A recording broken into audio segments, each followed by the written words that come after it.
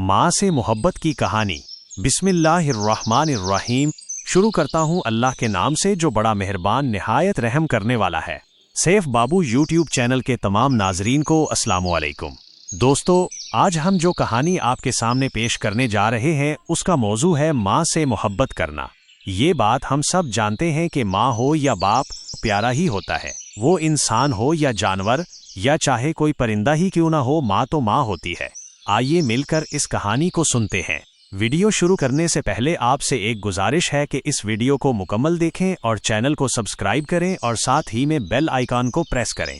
तो आइए चलते हैं आज की कहानी की तरफ। एक सरसब्ज जंगल में एक नन्हा सा परिंदा अपनी बूढ़ी माँ के साथ रहता था।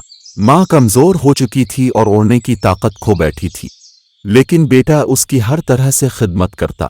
वो रोजाना दूर दराज से दाना अपनी नन्ही चोंच में उठाकर लाता और अपनी माँ को खिलाता। एक दिन सख्त तूफान आया।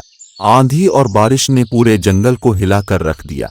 नन्हा परिंदा एक महफूज जगह की तलाश में था, लेकिन वो अपनी माँ को छोड़ने के लिए तैयार न था। उसने अपने परों को फैलाकर माँ को ढांप लिया, खुद भीगता रहा, लेकिन माँ को एक कतरा भी न लगने दिया।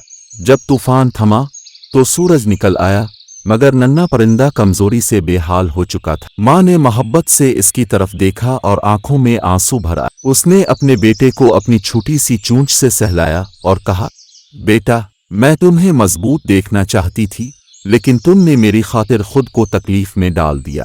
बेटे ने कमजोर आवाज में जवाब दिया, प्यारी अम्मा जान, आपके बगैर मेरा वजूद ही की। अगर मैं आपका ख्याल ना रख सका तो फिर मोहब्बत कैसा। जंगल के दूसरे परिंदे ये मंजर देख रहे थे और सब ने बेलोस मोहब्बत की इस मिसाल को सलाम पेश किया।